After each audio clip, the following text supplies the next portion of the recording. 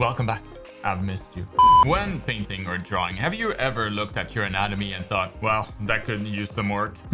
But without really knowing what exactly? In this week's YouTube Art School episode, we'll look at 5 illegal anatomy drawing mistakes that I see students repeatedly making and how to easily fix them and profit.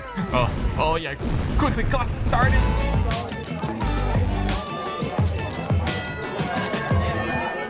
All right, class is in session. Pay attention. Drawing anatomy is hard. Whether it's getting the right proportions, drawing the muscles properly, drawing nice bums, drawing limbs that don't look like sausages, or just generally speaking, making sure that your characters actually look like humans and not some deformed aliens, there are many ways to mess it up. As an art teacher, I see the mistakes I'll highlight in today's class all the time, so there's a good chance that you're making them too.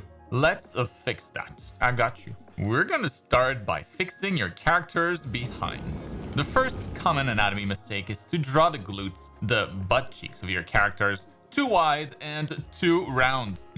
Some characters might have a large butt, but it's important to consider the muscles that make up the glutes to get the shape right, or it can look very cartoony, like this, like she had a bad surgery or something. The glutes are actually made up of 2 muscles, the gluteus medius that attaches at the crest of the hip bone and kind of gives the glutes their width, and the gluteus maximus, the other half that attaches a bit lower on the sacrum here and gives the cheeks their iconic shape.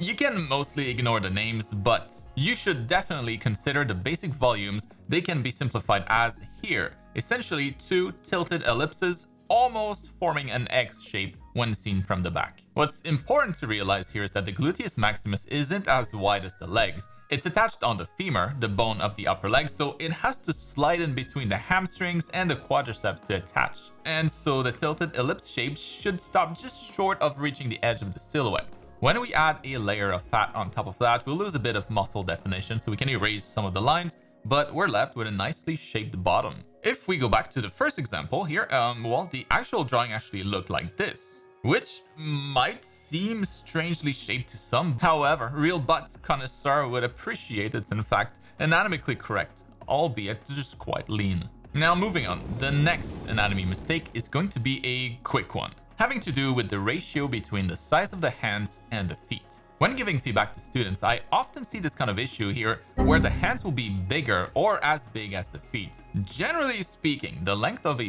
foot is going to be about 1.5 times the length of a hand. This is a generalization, of course, but it's easier to remember that way, and it's pretty dang accurate. Always double check this stuff. Even if your character is stylized, it'll still mostly apply. An extreme case maybe would be a Mr. Incredible, but the artist still made sure to give him tiny hands compared to his big body, matching the tiny feet. For aesthetic characters, keep in mind that big hands go with big feet and small hands go with small feet. For anatomically correct characters, the same is true of course, but a foot would be approximately 150% the length of a hand. Now, the same logic actually also applies to the length of the arms versus the legs.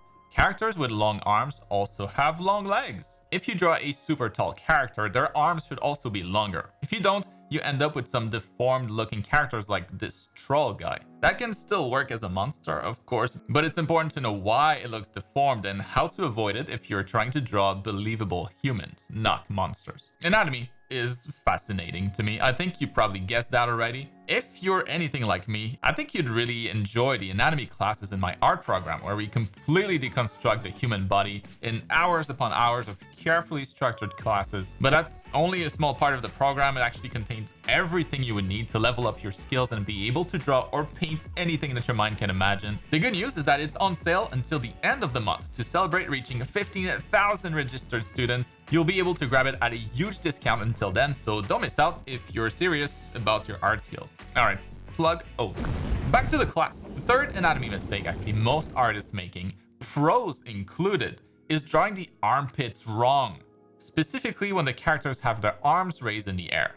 You might be looking at this thinking to yourself, what's wrong, bro? It looks fine. And you'd be wrong. Here, the back muscles, called the latissimus dorsi, or lats for short, are drawn as if they were behind the triceps of the character.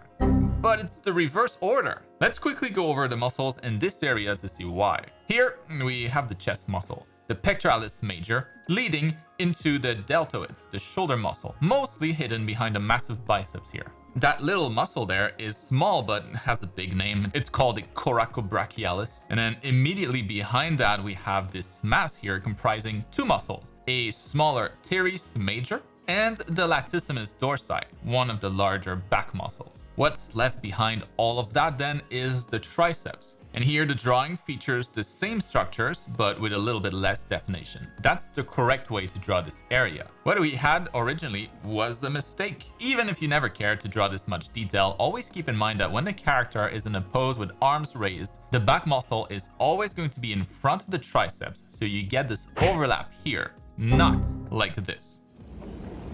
The next anatomy mistake you should avoid, and this is going to be really a quick one, if you don't want to make your adult characters look like children, make sure their heads are small enough relative to their bodies. The skull has a universal size. Super tall people and really short people will always have very similar skull sizes. It doesn't scale nearly as much as the rest of the body. So when drawing characters, you can vary their body sizes a lot, but the head size should remain mostly consistent, as you can see here in this lineup. Now, the last anatomy mistake you should avoid is drawing sausage limbs like this, where it almost seems like there are invisible rings squeezing them. In reality, both sides of the arms and the legs are quite different, not symmetrical at all. Just looking at an arm, the shapes are more offset like this, and that's what makes it look natural. And it's the same story with the leg. The shapes of the quadriceps and the calves aren't symmetrical. The masses are offset instead. And that fact is even more obvious, I think, when looking at a leg from the side. We can almost draw a straight vertical line from the back of the upper leg into the front of the lower leg.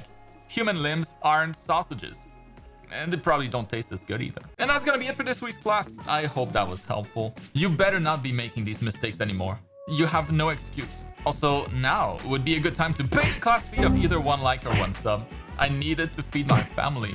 Do it now! Oh, also, since you've been a good student, I'm going to give you my basic custom brush set that I use for every drawing that I make, containing some of my favorite brushes, including my legendary line art brush, all for free. You can find the link to that in the video description. Go grab it if you haven't already. What are you waiting for? And make sure, of course, that you click the bell to get notified when next week's class is out. You must not be late.